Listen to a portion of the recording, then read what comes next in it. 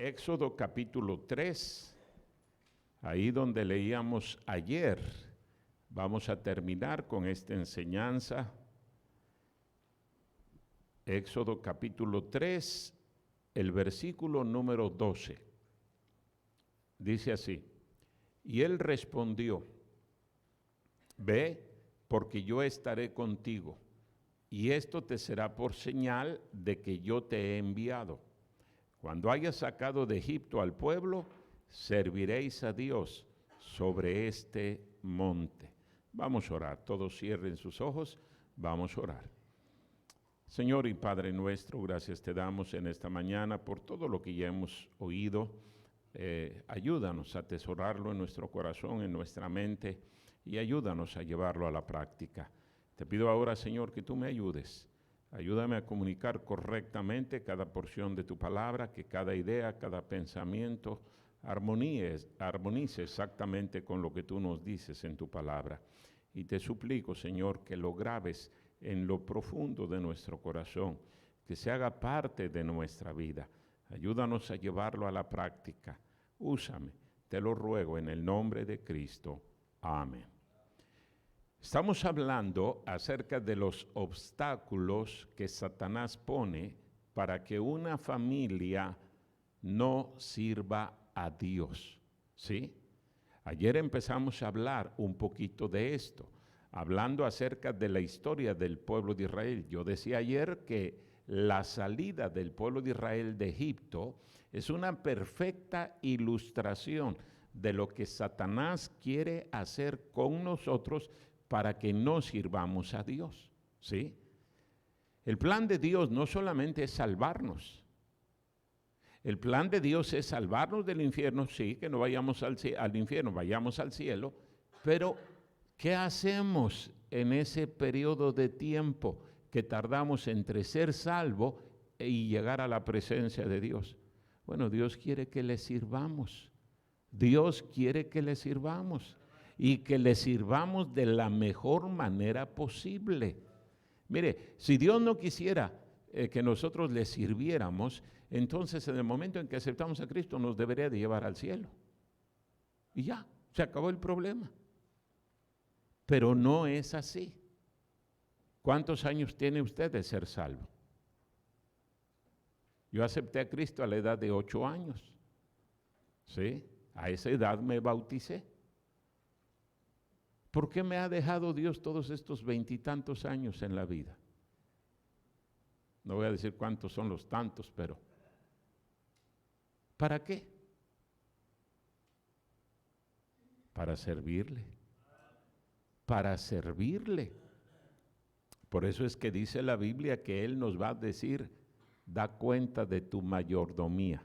A ver, te regalé 20 años, 30 años, 40 años, 50 años. ¿Qué hiciste con esos 50 años?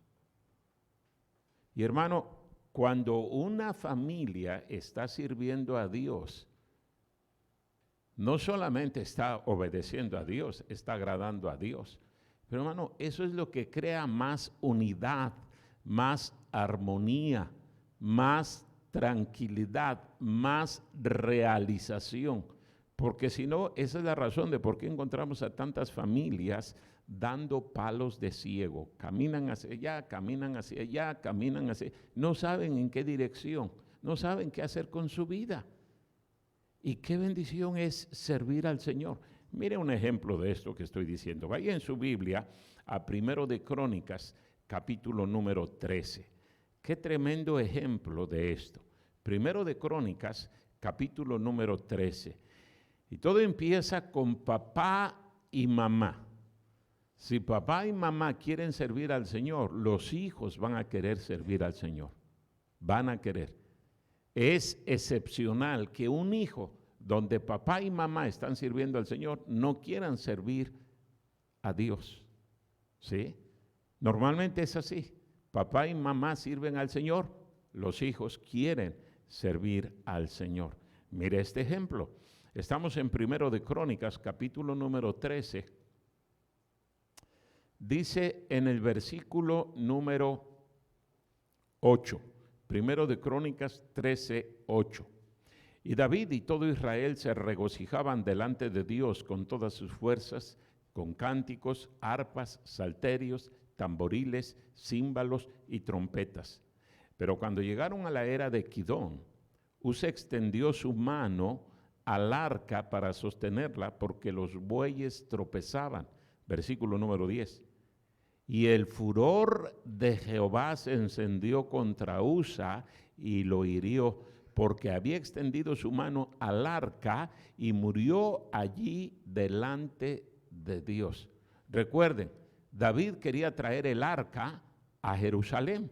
Él ya estaba reinando en Jerusalén. Él había construido un palacio para él. Pero luego recordó que el arca del Señor estaba allí en una tienda de campaña. Y él dice, ¿cómo es posible? Y estaba lejos de Jerusalén, por supuesto. ¿Cómo es posible que yo viva aquí y el arca ahí abandonada? No. Vamos a traerla. ¿Y cómo la trajo? De la misma manera que los filisteos la habían regresado. Yo espero que usted conozca la Biblia y que sepa todas esas historias. Pero dice aquí la palabra de Dios que cuando traen el arca a Jerusalén, la carreta en donde viene el arca tropieza y va a caer el arca. ¿Qué hace Usa? Un hombre que estaba ahí al lado, yo me imagino haciéndole valla porque estaban llevando con mucho regocijo el arca a Jerusalén, extiende la mano y dice, no, esto no se va a caer al piso. Y ahí mismo muere. ¿Qué sucede? Versículo número 10. Y el furor de Jehová se encendió contra Usa y lo hirió porque había extendido su mano al arca y murió allí delante de Dios. Recuerden, hermanos, no deberían de transportar el arca de esa manera. Dios había dicho claramente cómo deberían de transportar el arca. En cada una de las 4 esquinas había un aro, ¿verdad? Donde deberían de meter esas varas y luego dice la Biblia que los levitas deberían de transportar el arca. Nadie debería de ver el arca, nadie debería de tocar el arca. Pero aquí, ¿qué sucedió? Dios mató a Usa. Y luego dice el versículo número 11, y David tuvo pesar porque Jehová había quebrantado a Usa, por lo que llamó a aquel lugar Pérez Usa hasta hoy. Y David temió a Dios aquel día y dijo, ¿cómo he de traer a mi casa el arca de Dios? Versículo número 13. Y no trajo David el arca a su casa en la ciudad de David, sino que la llevó a casa de Obed Edom Geteo. Y luego mire lo que dice el versículo 14. Este es el versículo clave de lo que estoy diciendo. Versículo 14. Y el arca de Dios estuvo con la familia de Obed-edom en su casa 3 meses. Y bendijo Jehová a la casa de Obed-edom y todo lo que tenía. ¡Qué tremendo!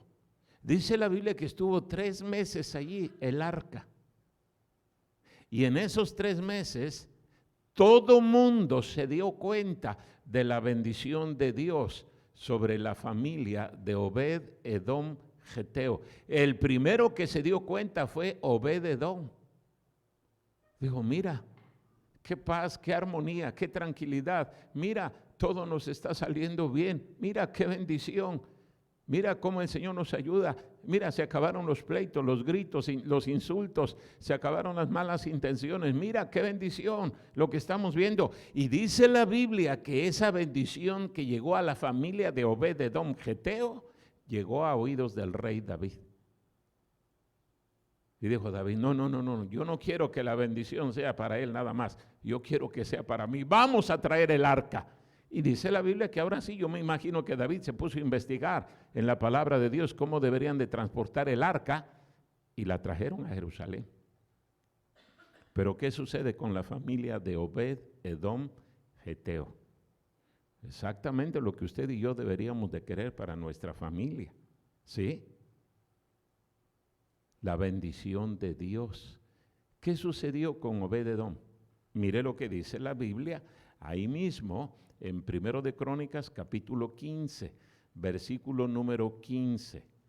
dice, y los hijos de los levitas trajeron el arca de Dios puesta sobre sus hombros en las barras, como lo había mandado Moisés, conforme a la palabra de Jehová. Ahora sí la trajeron en la forma correcta, no en una carreta. Esa no era la orden de Dios. Dice la Biblia que los levitas tuvieron que transportar el arca. Y sigue diciendo en el versículo número 16, asimismo dijo David a los principales de los levitas que designasen de sus hermanos cantores con instrumentos de música, con salterios y arpas y címbalos, que resonasen y alzasen la voz con alegría. Y luego vamos a saltar hasta el versículo número 21. Mire a quienes designaron: Matatías, Elifeleo, Micnías, Obed Edom, Jehiel, Asaías, tenían arpas afinadas en la octava para dirigir. ¿Quién estaba allí? Obed Edom, dice la Biblia. Obed Edom. Mire el capítulo 16, versículo número 37. Capítulo 16, versículo número 37. Y dejó allí, delante del arca del pacto de Jehová, a Asaf y a sus hermanos, para que ministrasen de continuo delante del arca, cada cosa en su día. Y mire lo que dice el versículo 38.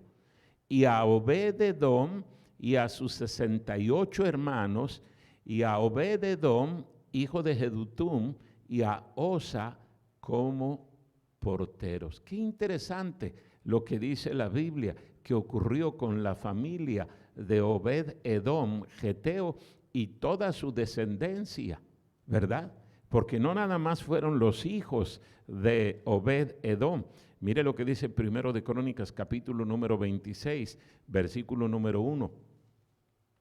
También fueron distribuidos los porteros de los coreitas, Meselemías, hijo de Coré, de los hijos de Asaf. Y ahí sigue hablando de lo mismo. Mire el versículo número 4. Los hijos de Obed-edom, Semaías el primogénito, Josabad el segundo, Joa el tercero, el cuarto Sacar, el quinto Natanael, el sexto Amiel, el séptimo Isacar, el octavo Peleutai, porque Dios había bendecido a Obed-edom. ¡Qué tremendo! Todo empezó ¿en dónde? Cuando allí Dios le quitó la vida a ese hombre llamado Usa.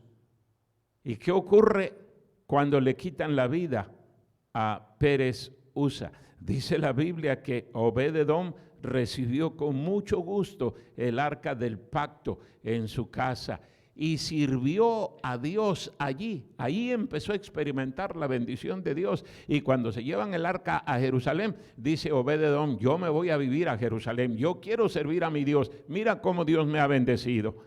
Y esa debería de ser la mentalidad de cada cristiano, la actitud de cada cristiano. Yo quiero servir a Dios, porque fuera de servir a Dios no hay bendición. La bendición de Dios viene cuando estamos sirviendo al Señor. Y hermano, entiéndalo, usted está sirviendo a alguien, usted está sirviendo a algo. Qué vergüenza que haya cristianos que estén sirviendo al dinero, que estén sirviendo a un patrón. Ahora, no me malentienda. No estoy diciendo que no debemos de trabajar, claro que debemos de trabajar, pero mire cómo sirve usted al dinero. Su patrón le dice: tienes que venir a trabajar el domingo. ¿Qué hace usted? Pastor, ya no voy a ir a la iglesia. ¿Por qué? Es que tengo que ir a trabajar. Tiene que ir a trabajar. ¿Dónde dice que tiene que ir a trabajar? Hay hermanitos que me han dicho: pastor, ¿y usted me va a mantener? ¿Que yo soy el que te doy la orden? Es Dios. Él es el que te ordena. Un trabajo que le obliga a ir a trabajar el día domingo no es de Dios. Y usted debería de renunciar a ese trabajo. Digo, antes de que lo aceptara, se supone que ya averiguó todas esas cosas. Pero si acaso cambiara el trabajo, Con toda honestidad usted debe decir, no, yo no trabajo el día domingo. El día domingo es día del Señor. Y nada ni nadie me va a obligar a hacer un trabajo. Ay, pastor, eso es mucho fanatismo. ¿Otra vez quiere que hablemos de eso? Mire cómo se ponen las personas cuando pierde su equipo. Y no nos queremos fanatizar por el Señor. Fanatícese por el Señor. Fanatícese. Él es la única persona que vale la pena fanatizarse. Todo lo demás es basura. Es basura. Satanás no quiere que nosotros sirvamos a Dios. Entonces él va poniendo un obstáculo, otro obstáculo, otro obstáculo, otro obstáculo, hasta que al fin nos detenga de no servir a nuestro Dios, primero individualmente y luego como familia. Mire cuántas familias, yo lo veo en mi iglesia, yo no sé cuántas familias asisten a la iglesia, pero me imagino que por ahí de unas 350, 400 familias asisten a nuestra iglesia. Pero qué tristeza que a veces nada más llega uno, a veces nada más llegan dos. Qué tristeza.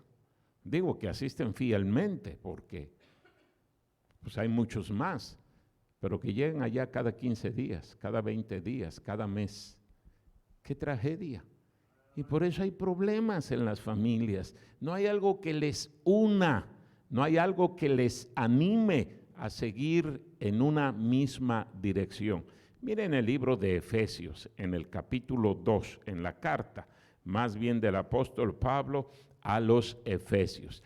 Aquí el apóstol Pablo está hablando de cómo nos rescató el Señor.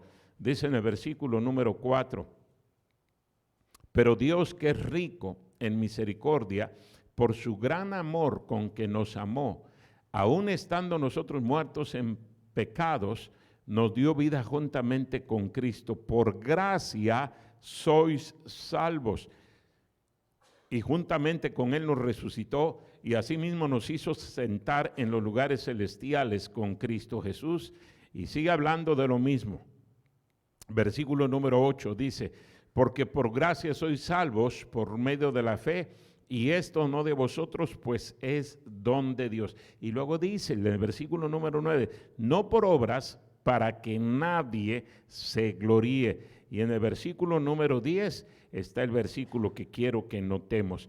Porque somos hechura suya. ¿Hechura de quién? De Cristo. Y luego sigue diciendo, creados en Cristo Jesús para buenas obras. Fuimos creados, nuevas criaturas para servir al Señor, para ser útil en su obra. Es lo que está diciendo aquí, para buenas obras. Y luego dice, las cuales Dios preparó de antemano para que anduviésemos en ellas. Y qué tragedia que la mayoría de los cristianos no quieren servir al Señor, no quieren. Uno como pastor tiene que andarle rogando a los hermanos, pidiéndole de favor a los hermanos, en vez de que los hermanos se ofrecieran, pastor, yo quiero ayudar, yo quiero ser maestro de escuela dominical, pastor, yo quiero manejar una ruta, dígame, ¿dónde hace falta? Pastor, yo quiero ayudarle, ¿dónde hay que ir a recoger personas? Pastor, yo quiero venir a limpiar. Normalmente no es así. Normalmente uno tiene que rogarles y tiene que llevarle una carta membretada ahí con el sello de la presidencia de la República, y si no trae la firma de López Obrador, entonces no vale, no la aceptan. ¡Qué vergüenza! ¡Qué vergüenza! Mire a Obed-Edom. ¿Qué hace Obed-Edom? Ahí vivía donde dejaron el arca. Esa era su casa, esa era su vida, ese era su trabajo. Pero él dijo, no, eso no vale. Yo me voy donde está mi Señor. Y se fue. ¿Usted haría eso? No, pastor. Yo voy donde está la chamba. No, pues ¿cómo? ¿De qué vamos a vivir? Nos vamos a morir de hambre.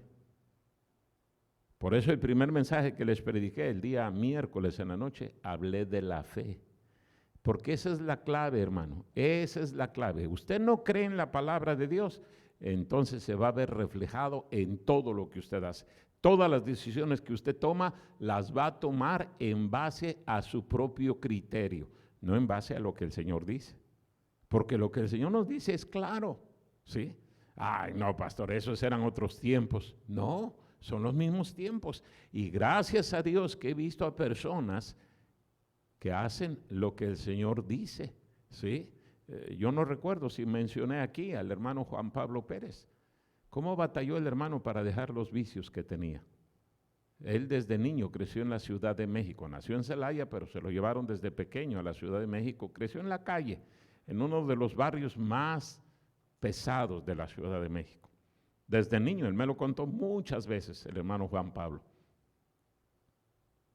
Aprendió a fumar, aprendió a tomar, aprendió a drogarse, aprendió a robar desde niño. Yo no sé de qué edad, 6, 7 años quiero pensar, 8 años, él ya andaba en la calle, vendiendo periódicos, vendiendo lo que podía y robándose.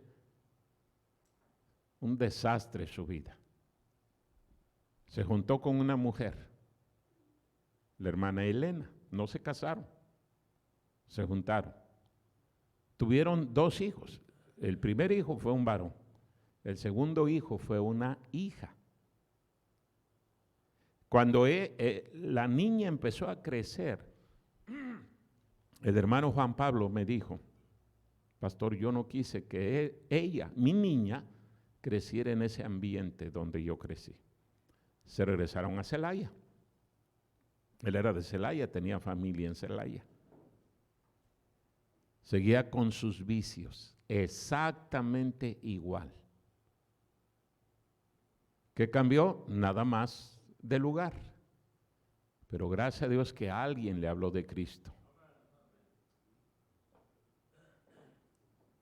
Aceptó a Cristo, vino a la iglesia, se bautizó, pero seguía batallando y batallando y batallando y batallando y batallando con los vicios. Ya casi estaba quedando loco el hermano Juan Pablo.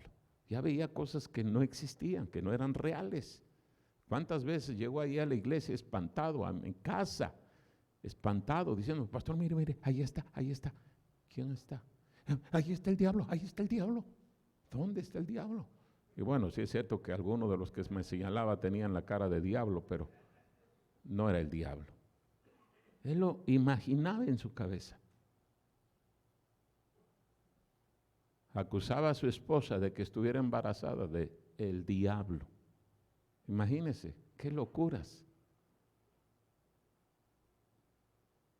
Batalló el hermano para dejar los vicios. Batalló. Ya había aceptado a Cristo, pero al fin los dejó. Pudo tener la victoria. ¡Qué bendición! Ese hombre no le daba miedo hablarle a nadie. Podía haber un montón de marihuanos allí y él iba y les hablaba de Cristo.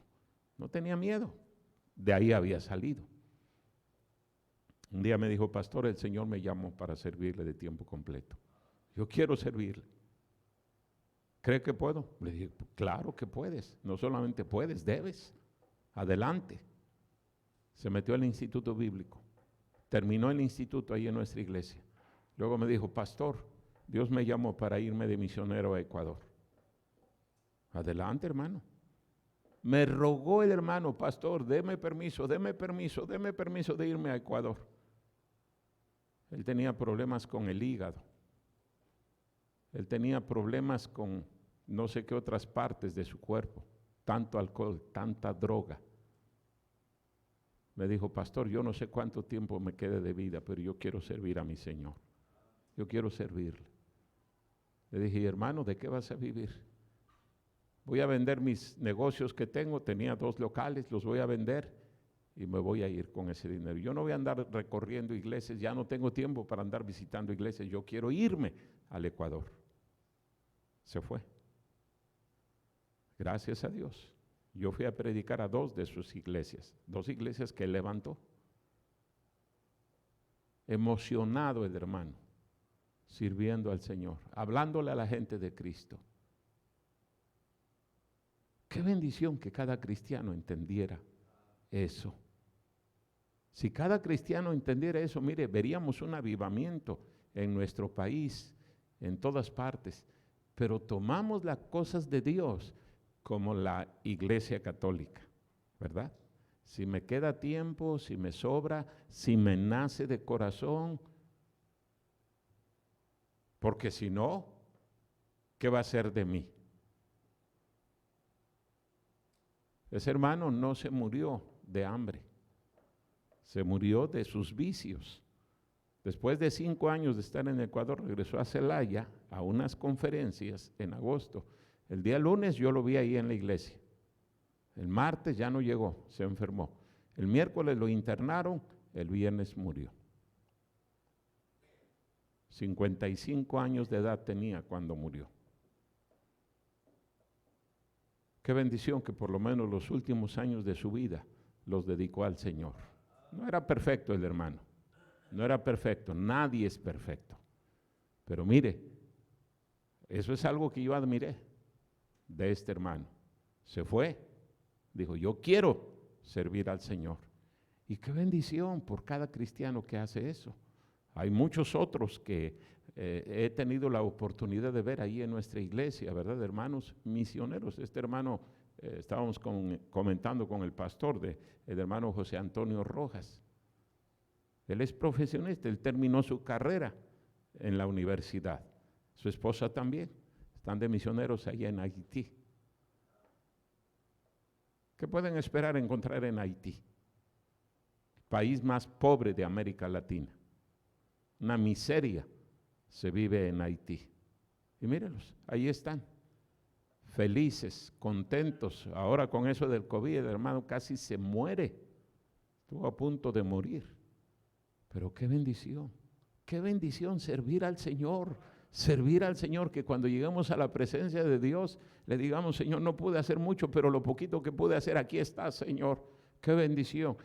Bien, buen siervo fiel, entra al gozo de tu Señor.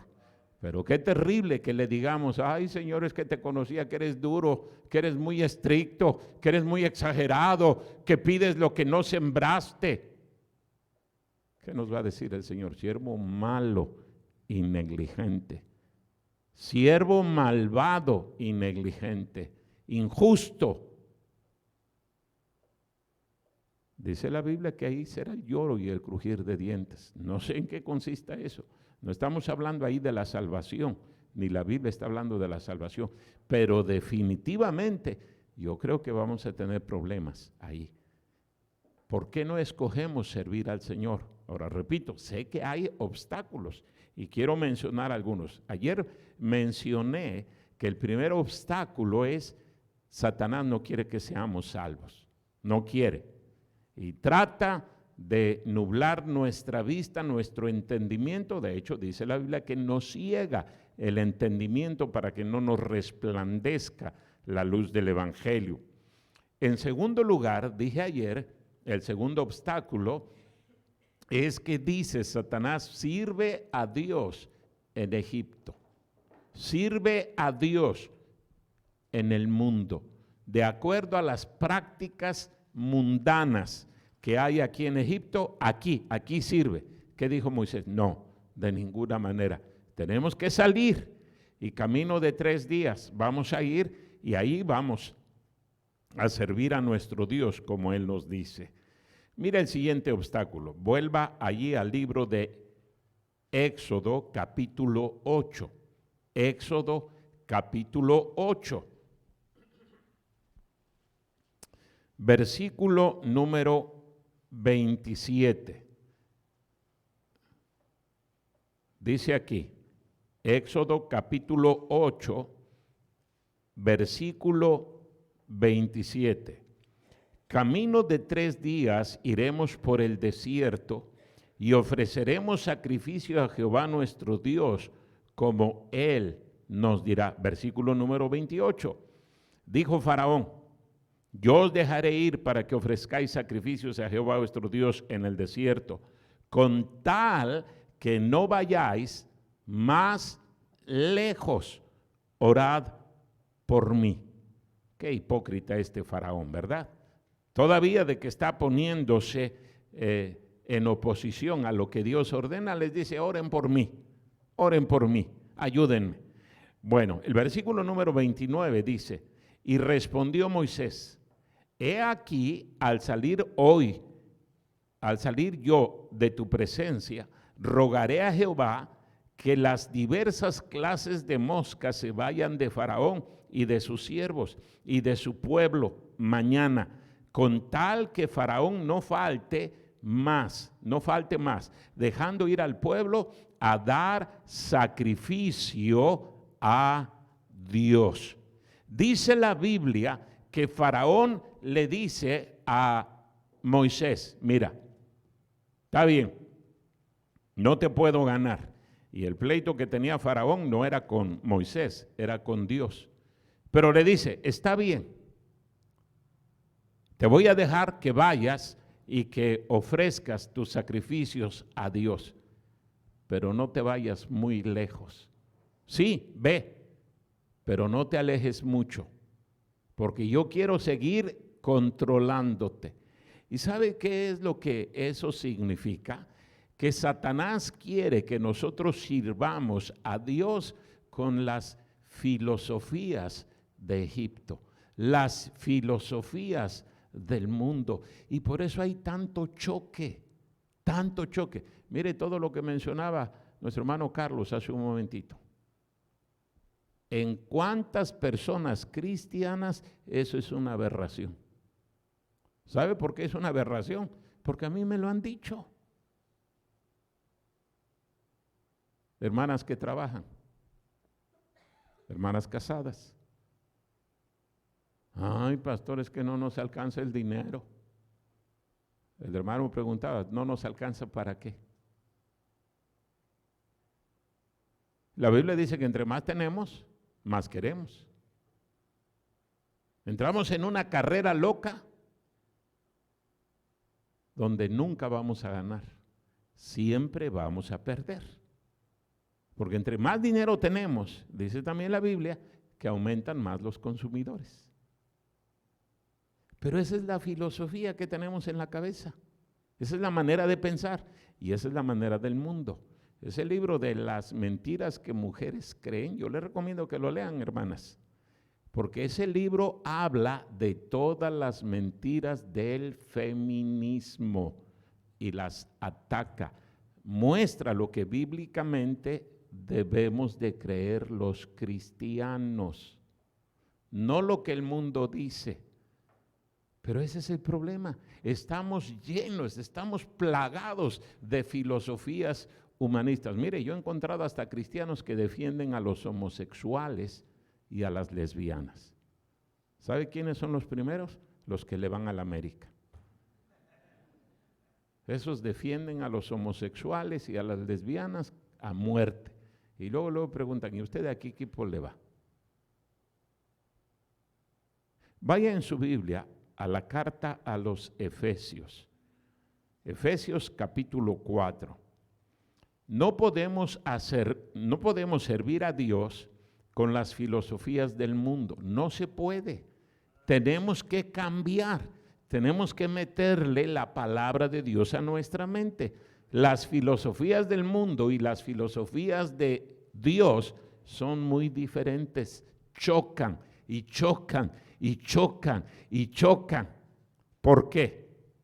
Pues porque las filosofías de este mundo, dice la Biblia, que provienen de Satanás. Ahí en el libro de Santiago, en el capítulo 3, habla de dos sabidurías. La sabiduría que proviene de Dios y la sabiduría que proviene del mundo. Dice que la sabiduría que proviene del mundo es animal, terrenal y diabólica. Y todos nosotros vivimos de acuerdo a una de esas dos sabidurías. O la sabiduría que desciende de Dios de lo alto, y aquí está en la Biblia, o la sabiduría que encontramos en este mundo. ¿Cómo vive usted? Todas las decisiones que usted toma las toma en base a una de esas dos filosofías, lo que enseña Dios o lo que enseña el mundo. ¿Cómo lo hace usted? ¿Cómo lo hace? Piense en todas las decisiones que ha tomado. Eso del trabajo que les hablaba hace un momentito. Hay hermanos que por más que uno les dice y les dice y les dice, no les entra en la cabeza. ¿Sabe cuándo lo aceptan? Cuando ya empezamos a ver los resultados. Años más adelante. Entonces dicen, tenía razón el pastor. ¿Y de qué sirve que tenga la razón? Si ya arruinaron su vida, ya destruyeron su familia, su matrimonio, ¿de qué sirve? Mire de lo que habla Pablo aquí, Efesios capítulo 4, versículo número 17. Esto pues digo y requiero en el Señor, que ya no andéis como los otros gentiles que andan. ¿En qué andan los otros gentiles, los inconversos? En la vanidad de su mente. Así anda. Una persona inconversa, usted pregúntele qué es lo que hace, por qué lo hace, cómo lo hace, y todo es de acuerdo a lo que él piensa, a lo que él cree, a lo que él siente, ¿verdad? Esa es la palabra favorita. No. Si algo te hace sentir bien, hazlo, no puedes estar equivocado. ¿Cómo que no?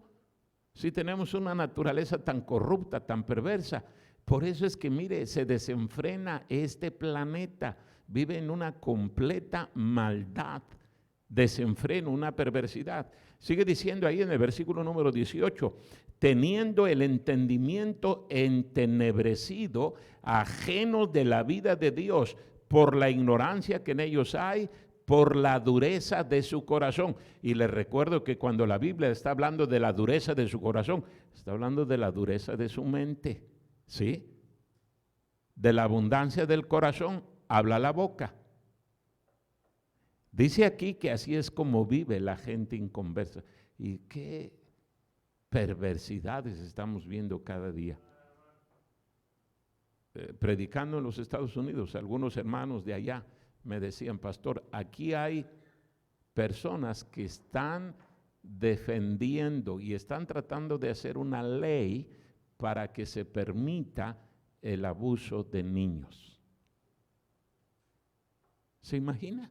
O sea, que un adulto se pueda meter con un niño, tener relaciones sexuales con un niño y que ya no sea un delito. Y están presionando y presionando y presionando y presionando. ¿Qué mente tan perversa, tan corrupta, tan diabólica? Pero mire, si se ha legalizado el matrimonio entre dos hombres, se ha legalizado el matrimonio entre dos mujeres, se ha legalizado el divorcio. Antes el adulterio era castigado, ahora no, ya no es la cosa más normal. Una persona quiere divorciarse, va rapidísimo, se divorcia. Se ha legalizado el que dos hombres casados, homosexuales, adopten niños. ¿Hasta dónde vamos a llegar? Eso es de lo que está hablando aquí el apóstol Pablo.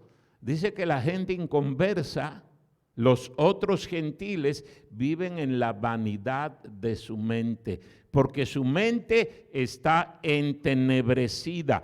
Versículo número 19, los cuales después que perdieron toda sensibilidad, se entregaron a la lascivia para cometer con avidez toda clase de impureza.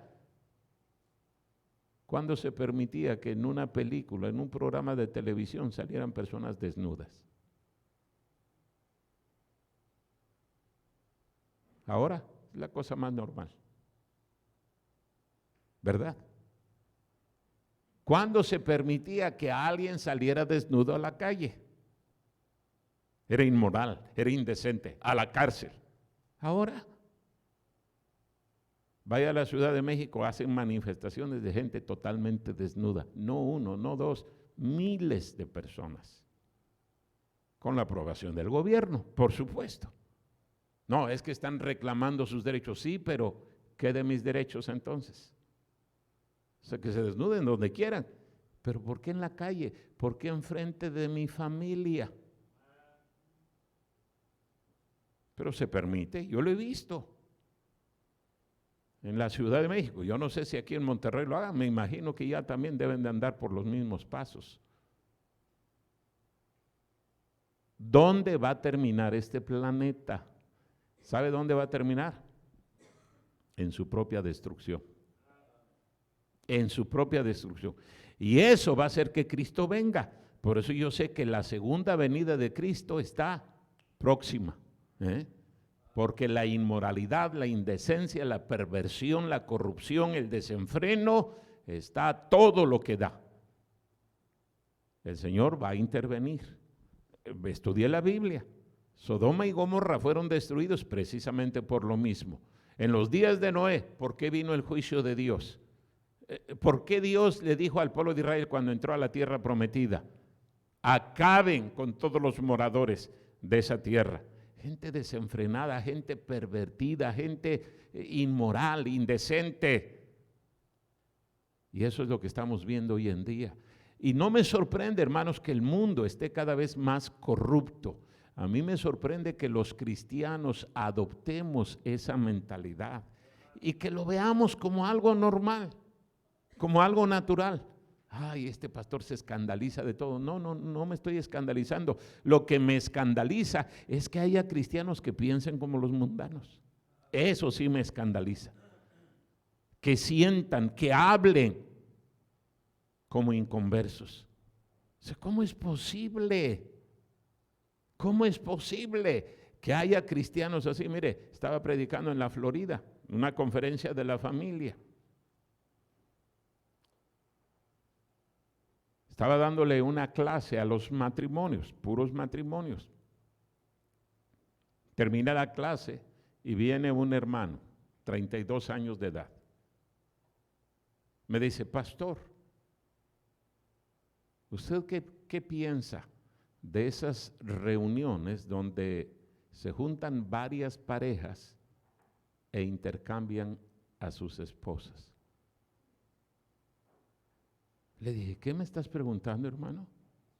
Sí. Dice, pero todas las parejas están de acuerdo. Y todas las parejas son cristianas. Yo le dije, ¿qué me estás diciendo? Y me repitió la pregunta. Le dije, ¿sabes qué es lo que pienso?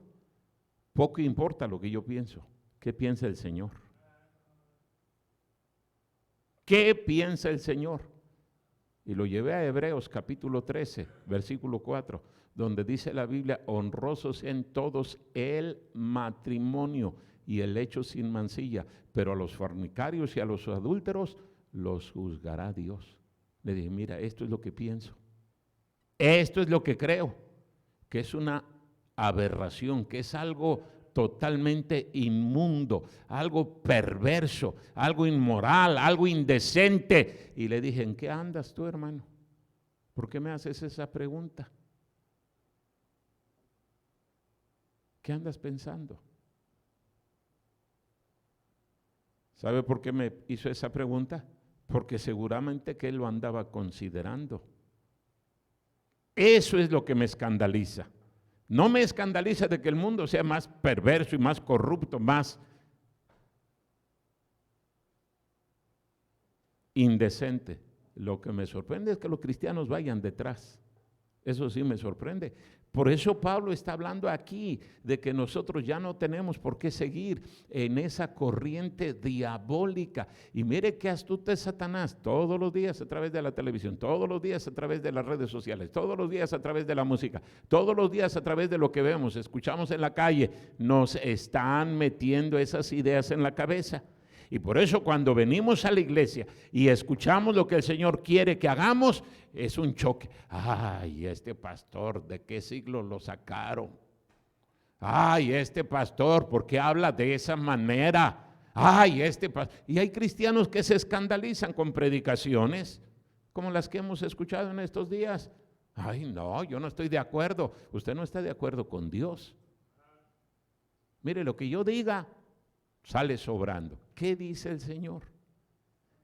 Esa fue la batalla del pueblo de Israel con Faraón, ¿sí? No van a salir. Sí, tenemos que ir. ¿Para qué quieren ir? Para servir a nuestro Dios. ¿Pero qué dijo Faraón?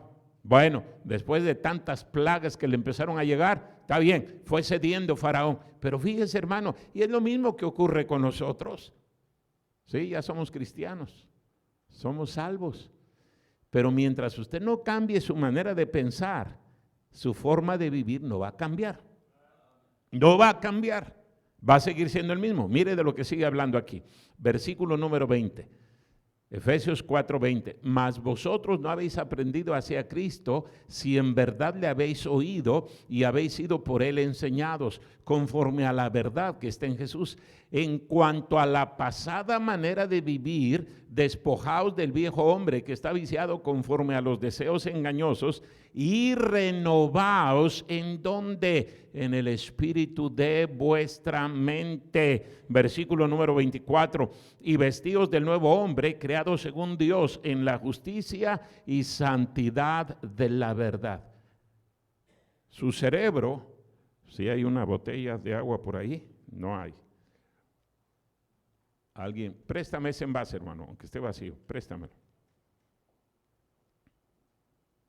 Su cerebro es como esta botella. Siempre está lleno de algo. ¿De qué está lleno su cerebro? ¿Sabe de qué está llena su mente? De lo que usted le ha metido. ¿Qué le ha metido? ¿Qué le mete todos los días? Repito, por eso hay tantos cristianos. Son salvos. Yo no estoy hablando de que no son salvos. Tienen a Cristo en su corazón, pero su mente sigue siendo la del inconverso. Sigue siendo. Porque el ambiente donde usted se desenvuelve, lo que usted hace, lo que usted ve, lo que usted oye, es lo mismo. Nada ha cambiado. Nada. Y por eso, repito, vienen algunos cristianos a la iglesia y se les hace una exageración. Ay, el pastor dice que las mujeres no deben de trabajar. No, ¿cómo? Es que el pastor dice que debemos de vestir de una manera diferente. Ay, es que el pastor dice que la mujer debe de obedecer a su marido. ¿Cómo? ¿Sabe por qué hay un choque en su mente? Porque usted no tiene la palabra de Dios. La palabra de Dios es como agua limpia, dice la Biblia. Y si nosotros queremos sacar toda esa putrefacción que le hemos metido a nuestra mente, todos esos sapos, ranas, cucarachas, ratas, piojos, lombrices y qué sé yo, qué tanta basura le hemos metido a nuestra cabeza, tenemos que meterle la palabra de Dios y la palabra de Dios para que esa agua sucia vaya limpiándose, saliendo, desechando. Eso es de lo que está hablando aquí cuando dice Pablo, renueva tu mente. Eso no ocurre en forma automática. Usted aceptó a Cristo y ya soy salvo, soy nueva criatura, ya soy nueva persona. Sí, lo que está diciendo la Biblia es que ahí está sembrada la semilla para que usted sea una persona diferente, pero esa semilla hay que abonarla, hay que regarla, hay que limpiarla, hay que cuidarla para que de esa manera crezca. Pero no solamente no le metemos agua limpia a nuestra mente, le seguimos metiendo la misma basura. ¿Sabe qué es lo que leía en un libro cristiano? No hace mucho, no recuerdo cuál es ese libro, pero lo leí y voy a buscar. Me pareció muy interesante el dato que dio ese autor. Decía él que de cada 10 personas que asisten a la iglesia, y estoy hablando de iglesias cristianas, no estoy hablando de iglesias como la iglesia católica, no. Él decía, de cada 10 personas que asisten a la iglesia, 6 ven pornografía. Piense eso.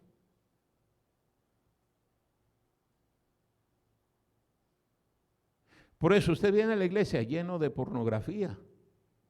Ya no le cabe la palabra de Dios. En su mente, ¿qué es lo que está? Toda esa basura que le ha metido. Toda esa... Imagínense, si aquí hubiera 100 personas, 60 ven pornografía. Por eso es que somos tan indiferentes. Ay, eso de la vida que ahora. Ay, otra vez van a hablar de la... Ay, yo no tengo tiempo. Ay, yo estoy muy ocupado. Sí, viendo su pornografía. ¿Sí me estoy explicando, hermanos? Así es como quiere Satanás que sirvamos a Dios. ¿Podemos servir a Dios? De ninguna manera. De ninguna manera. No tengo tiempo, estoy muy ocupado, tengo mucho trabajo, tengo muchas cosas que hacer, hay otras cosas más importantes. ¿Cómo vamos a servir a Dios? Y luego peor, el ejemplo que le estamos dando a nuestros hijos. Hace años, una familia que asistía a nuestra iglesia me dijo, pastor, ¿pudiera hablar con nuestro hijo? El muchachito tendría como 13, 14 años y era rebelde con ganas. Normalmente cuando llegan a la adolescencia los muchachos se vuelven rebeldes, pero este se sacó la lotería. Era tremendo, tremendo. Lo poquito que yo lo trataba me daba cuenta. Pastor, ¿pudiera hablar con mi hijo?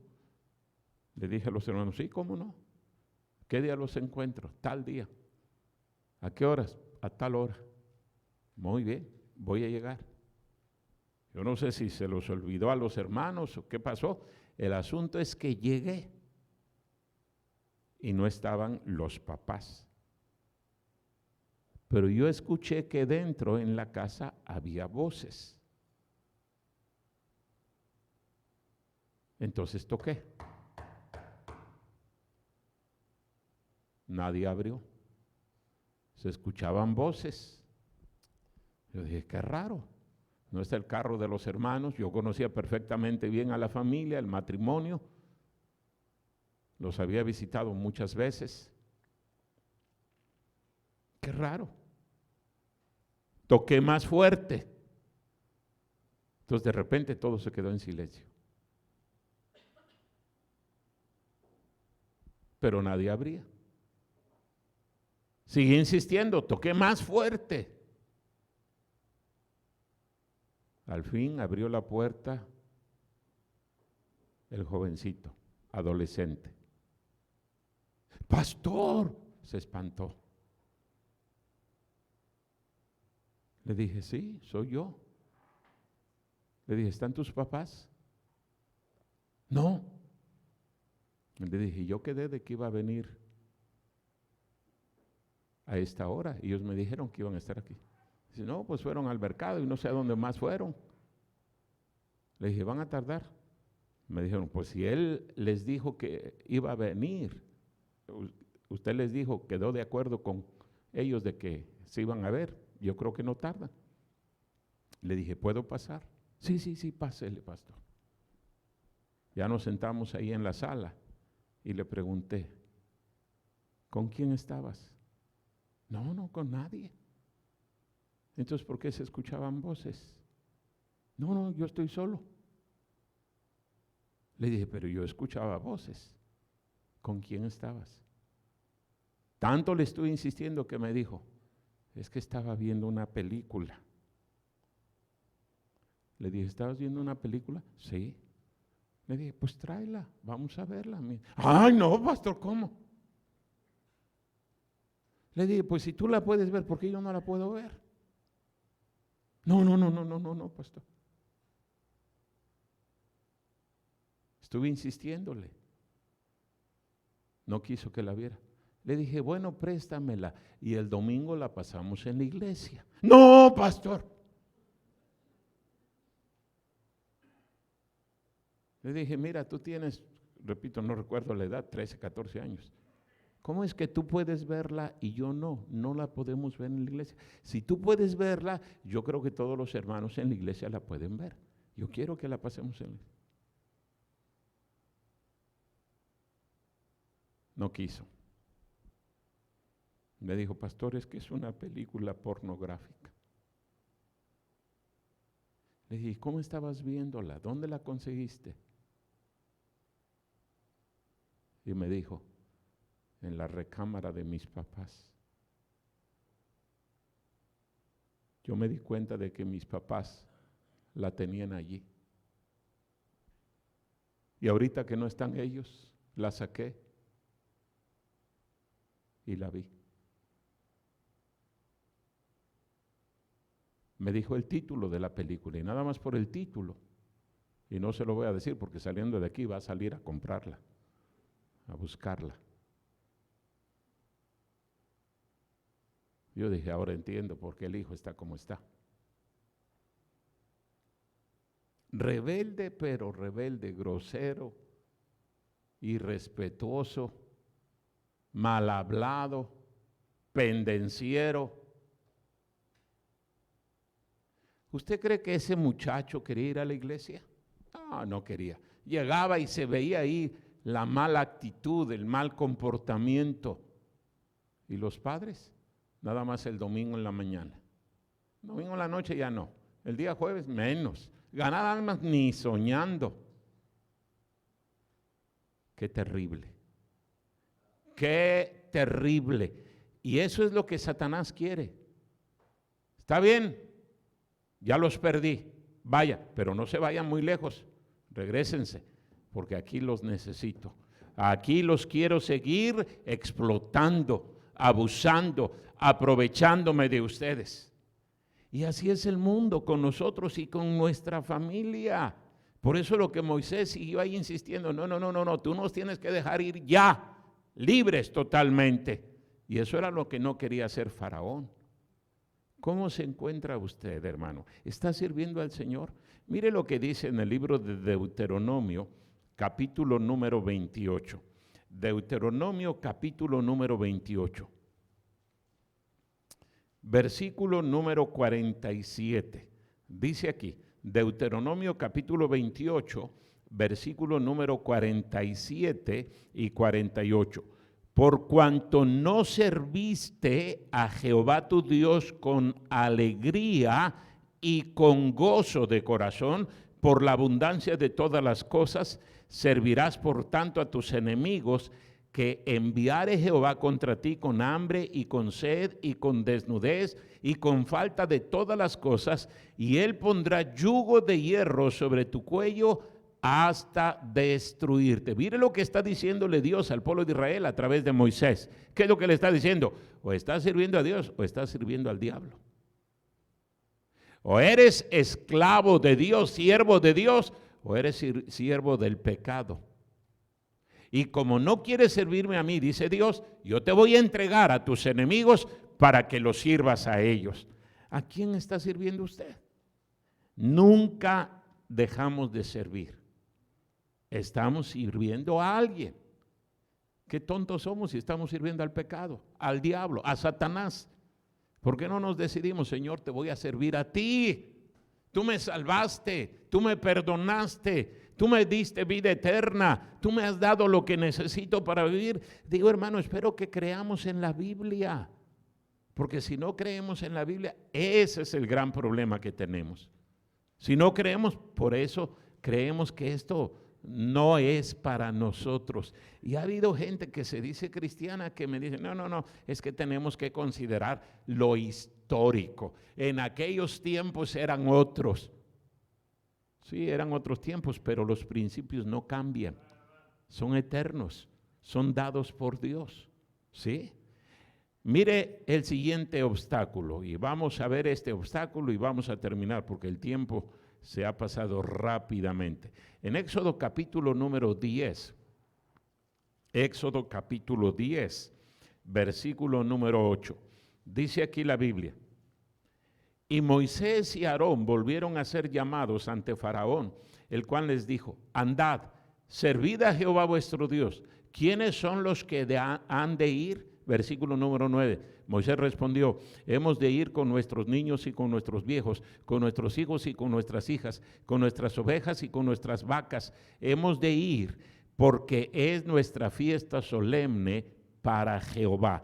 Y él les dijo: así sea Jehová con vosotros. ¿Cómo os voy a dejar ir a vosotros y a vuestros niños? Mirad cómo el mal está delante de vuestro rostro. No será así. Id ahora vosotros los varones y servid a Jehová, pues esto es lo que vosotros pedisteis. Y los echaron de la presencia de Faraón.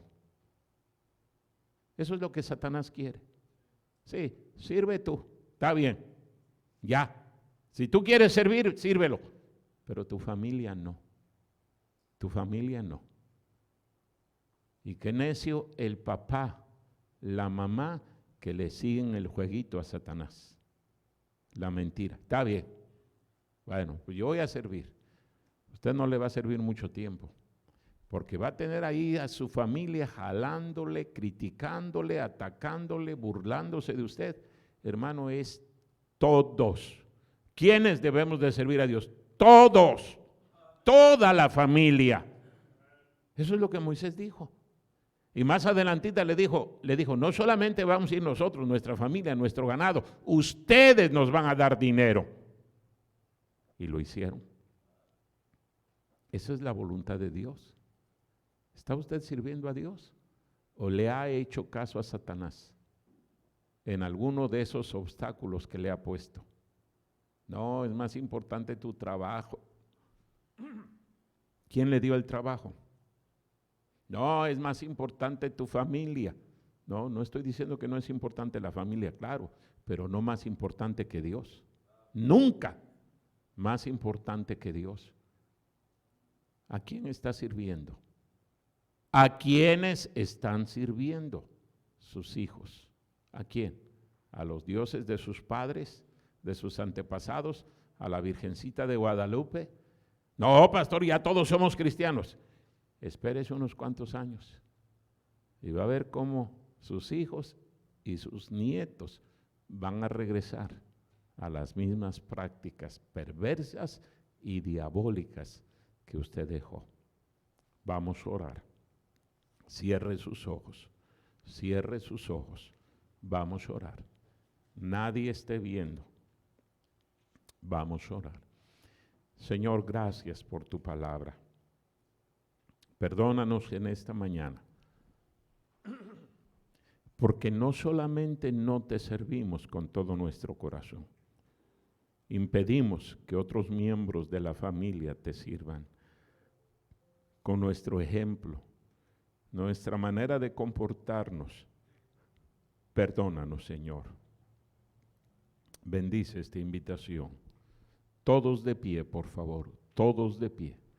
Todos de pie. Si Dios le habló, hermano, hermana, ¿por qué no deja su lugar y viene aquí al frente y le dice al Señor: Señor, perdóname, yo te he fallado, perdóname, yo no te estoy sirviendo, mi familia no te está sirviendo, perdóname. Venga, salga de su lugar, venga y dígale al Señor: perdóname, Señor. ¿Necesita usted perdón? ¿Necesita usted ayuda? ¿De veras cree en la palabra de Dios? ¿Por qué no hacemos lo que Él dice? Porque no creemos. ¿Le gustaría ver a sus hijos un día en la cárcel?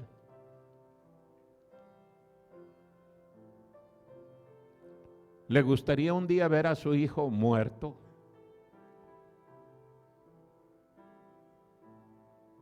Me ha tocado ver personas que asistían a nuestra iglesia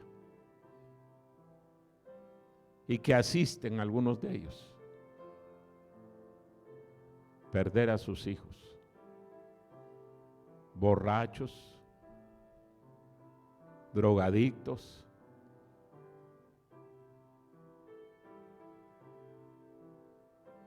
¿Están sirviendo al Señor? Eso empieza con papá y con mamá. Y si usted es cristiano, hermano, no debería de ser ninguna carga. Pero repito lo que decía hace un momentito. Si su mente no ha cambiado, tampoco su comportamiento va a cambiar. Y eso es lo que Satanás quiere. No exageres, no te fanatices.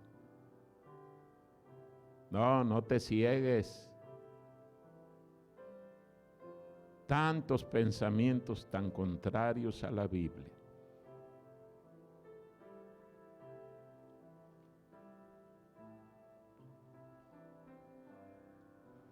¿Creemos lo que el Señor dice o no creemos?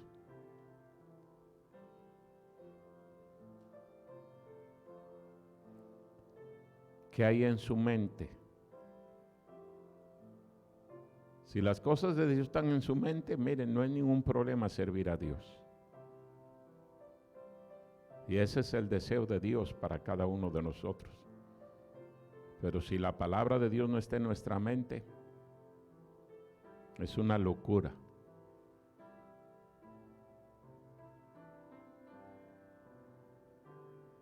¿Por qué la gente está dispuesta a hacer peregrinaciones, pagar mandas, gastar dinero en fiestas, en honor de la Virgen?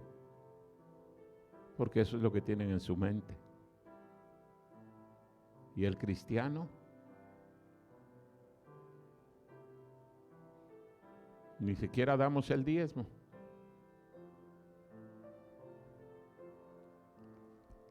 Vamos a orar. Todos con los ojos cerrados, vamos a orar. Señor, gracias, gracias por tu palabra. Perdónanos en esta mañana porque te hemos fallado. No hay uno solo aquí que pueda decir con toda honestidad que te ha servido tal y como tú lo ordenas.